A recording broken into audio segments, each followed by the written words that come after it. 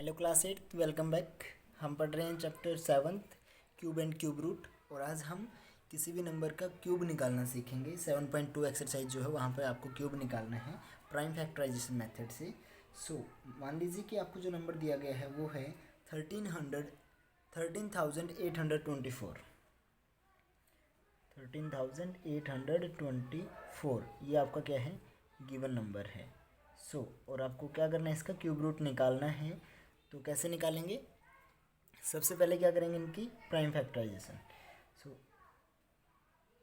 Prime factorisation आप कीजिए, क्योंकि मेथड भी इन्होंने नाम से बोल रखा आपको कि प्राइम फैक्टराइजेशन से ही आपका इसका क्यूब रूट जो है वो निकालना है।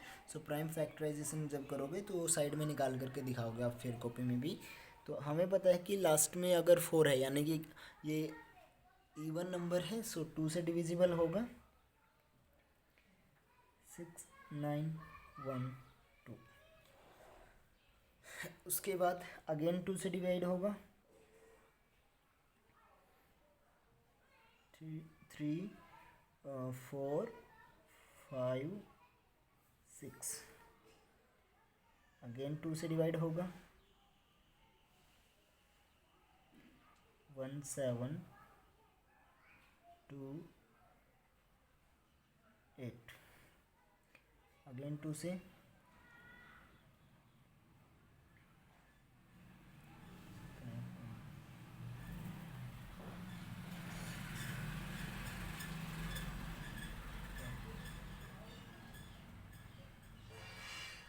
then again 2,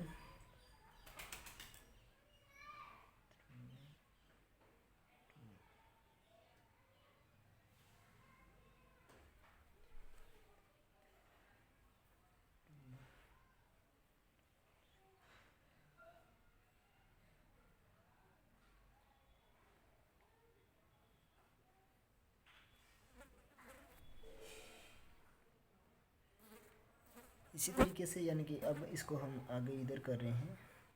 108 से आगे क्या होगा, 2 5 6 2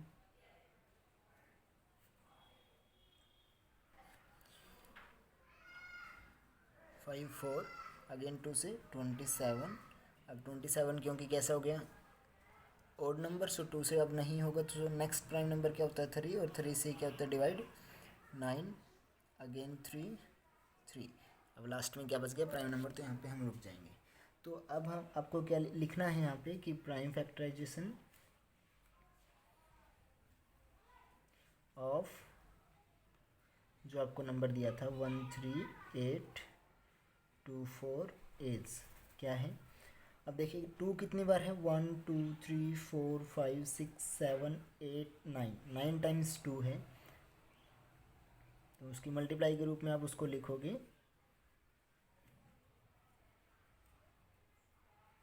उसके बाद 3 टाइम्स 3 है, मल्टीप्लाई 3 एंड मल्टीप्लाई 3।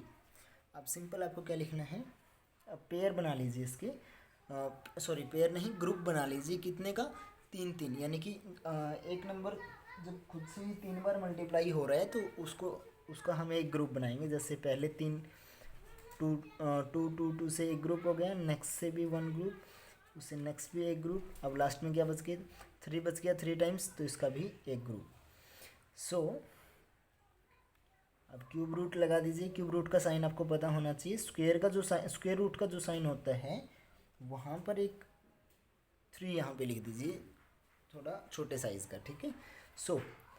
क्या था नंबर, 13,824 इज इक्वल टू, जो हमने ग्रुप बनाए हैं, एक ग्रुप में से एक ग्रुप के लिए एक बार लिखना है आपको। 2, इस ग्रुप के लिए भी एक बार, इसके लिए भी एक बार, और इसके लिए भी एक बार। यहाँ से 3 आ जाएगा। इसको आप सोल्व करोगे। 2 2 ज़ा 4, 4 2 ज़ा 8 एंड 8 3 ज़ा 24। 24 is your correct answer. Okay. इसी तरीके से आपको बाकी जो भी नंबर आपको दिया होगा, सिंपल उसका आप क्या निकालना है, क्यूब रूट निकालना है।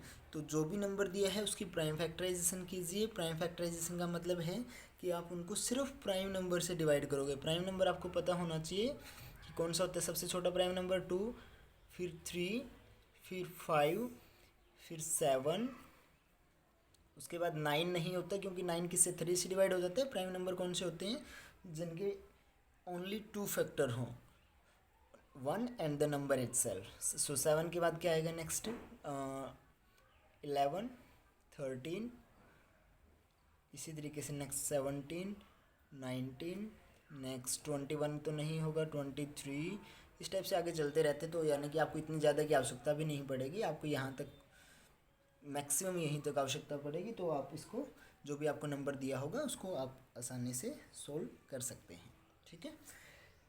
सो क्वेश्चन नंबर 1 जो है वो इसी टाइप से हो जाएगा। क्वेश्चन नंबर 1 के बहुत सारे टाइप हैं, वहाँ पर हर बार आपको क्या करना है, प्राइम फैक्टराइजेशन से जो भी नंबर दिया है वो लिखो, प्राइम फैक्टराइजेशन उसकी सोल्व करके दिखाओ, और फिर उसको लिखो कि prime factorization of that whatever the number is equal to, उसको मल्टीप्लिकेशन के रूप में लिख दीजिए।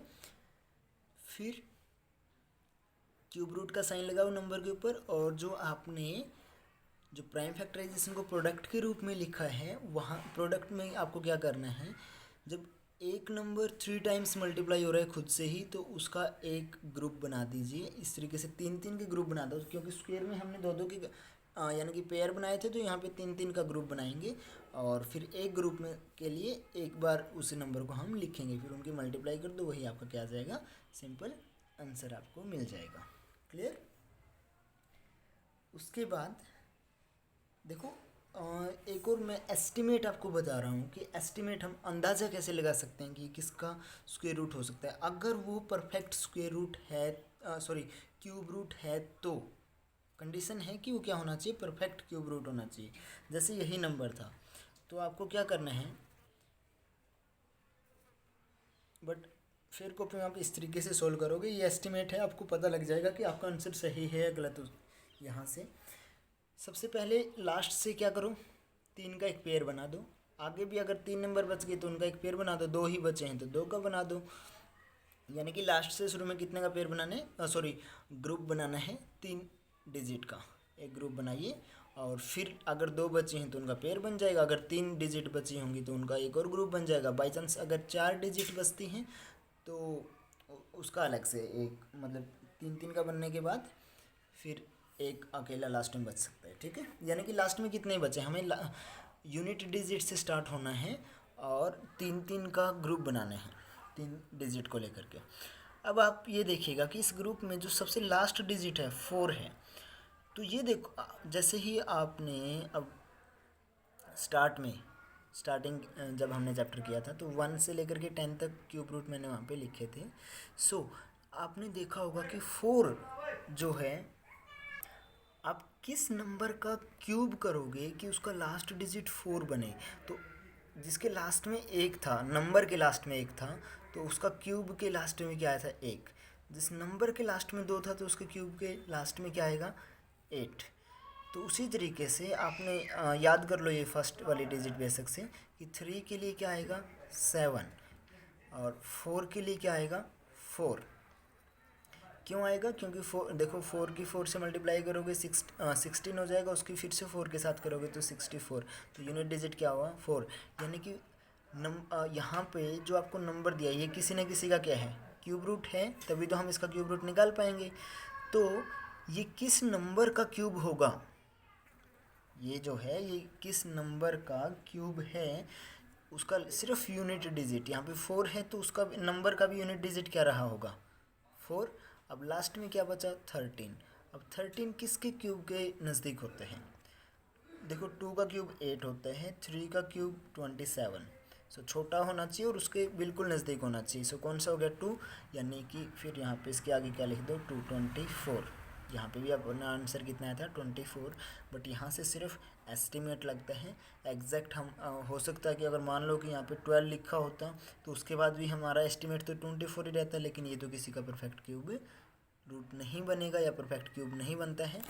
तो बट ये है कि अगर वो 100% ये है कि क्यूब उसका निकलेगा क्यूब रूट, तो आप एस्टिमेट तरीके से पता लगा सकते हो एक बार के लिए कि उसका क्यूब रूट कितना होने वाला है।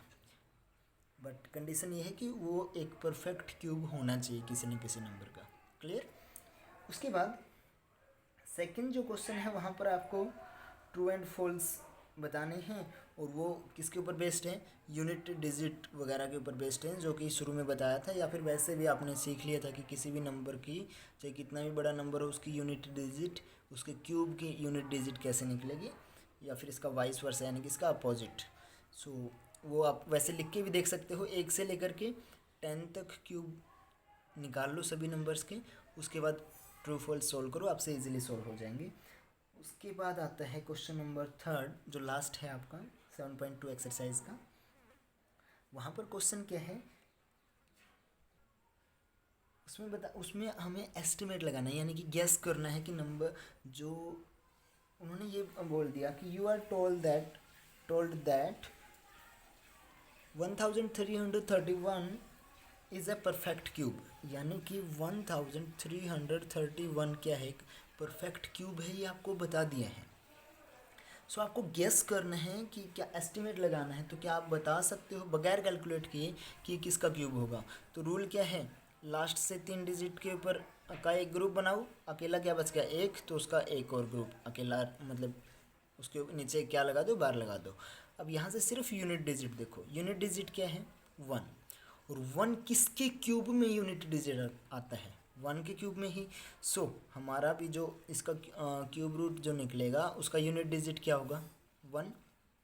यहाँ पे आप लिखो कि unit digit of 1331 is equal to 1। So unit digit of its cube root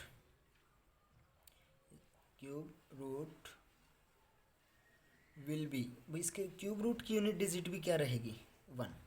last में अब क्या बच गया 1, ये 1 तो एग्जैक्टली किसका होता है क्यूब रूट 1 का ही, तो इसका सेकंड टेंस प्लेस पे डिजिट भी क्या आ जाएगी, यहाँ पर नहीं नेक्स्ट में। सो साइन लगा दीजिए क्यूब रूट का, 1331 इज इक्वल टू 1, तो यूनिट डिजिट आ गया था, और फिर इस 1 से हमें पता चला अब 1 किसके क्यूब रूट के नज़दीक होता है, नज़दीक क्या, ये तो एग्जैक्ट ही 1 का क्यूब रूट होते हैं। सो 11, यानी कि 11 का क्यूब रूट कितना हो गया 1331। उसी तरीके से आपको बाकी नंबर के बताने हैं, 3 नंबर और दिए गए हैं। सिमिलरली मान लो कि आपको किस क्वेश्चन का बताना है, नंबर आपको दिया गया 4913। सो यानी कि इस केस में भी हम जब पेयर बनाएंगे तो ये बन गया, और लास्ट में अकेला 4 बचा, ग्रुप बनाएंगे जब। सो अब देखो कि 3 जो है नंबर का यूनिट डिजिट, अब 3 किसके क्यूब का यूनिट डिजिट होते हैं, 1 का क्यूब जो होता है वो तो 1 ही होता है, 2 का क्यूब 8 था, यानी कि जिस भी नंबर के लास्ट में 2 होगा तो उसके क्यूब में लास्ट डिजिट क्या रहेगा 8। 3 के लिए 7 होता है, 4 के लिए 64, 5 के लिए 5 रहेगा, यानी कि 4 के लिए 4 रहेगा यूनिट डिजिट, 5 के लिए 5 क्यूब के केस में, और 6 के लिए 6। तो यानी कि याद कर लो 1 4 5 6, अगर ये किसी भी नंबर के यूनिट डिजिट हैं तो उसके क्यूब के भी unit digit as it is 1 4 5 6 ही रहेंगे। 7 के केस में क्या हो जाएगा, देखो 3 के केस में कौन आता है 7, और 7 के केस में कौन आ जाएगा 3, और उसी तरीके से बाकी बच गया 8 के केस में आएगा 2, क्योंकि 2 के केस में कौन आता है 8, तो 8 के केस में कौन आ जाएगा 2। 9 के लिए भी 9 ही रहेगा एज इट इज़। तो देखो 1 4 5 6 9, इनका तो अगर किसी भी डिजिट नंबर के यूनिट डिजिट ये हो तो उसके क्यूब रूट के भी यूनिट डिजिट क्या रहेंगे, यही रहेंगे। अगर किसी नंबर का यूनिट डिजिट 3 है तो उसके क्यूब रूट का यूनिट डिजिट क्या रहेगा 7। अगर किसी नंबर का यूनिट डिजिट 7 है तो उसके क्यूब रूट का यूनिट डिजिट क्या रहेगा 3। उसी तरीके से 2 है यूनिट डिजिट तो उसके क्यूब रूट का यूनिट डिजिट 8, या इसका अपोजिट भी बोल सकते हो कि अगर किसी नंबर का यूनिट डिजिट 2 है तो उसके क्यूब का यूनिट डिजिट क्या रहेगा 8, और जिसका यूनिट डिजिट 8 होगा उसका आंसर में क्या रहेगा 2। यहाँ पर कितना है 3, तो 3 किसके लिए है आपको पता है 7 के लिए। सो आंसर जो आएगा उसका यूनिट डिजिट क्या रहेगा 7। अब लास्ट में कौन बचा 4, 4 किसके क्यूब रूट के नज़दीक होता है भैया, आप देखो 1 का क्यूब कितना होता है 1, 2 का क्यूब कितना होता है सिंपल 8। आप 1 से 10 तक लिख लीजिएगा, इजी रहेंगे आपके लिए, आवश्यकता भी आपको पड़ेगी। सो 4 8 से तो छोटा है, इसलिए हमें क्या सिलेक्ट करना पड़ेगा 1, यानी कि 4913 किसका क्यूब, इसका क्यूब रूट जब हल करोगे तो कितना आ जाएगा 17। इसी तरीके से बाकी 2 क्वेश्चन बच गए, वो आप खुद सोल्व करोगे। और इसी के साथ आपका chapter cube and cube root होता है complete. Next chapter next video में, तब तक के लिए बाय बाय स्टूडेंट्स।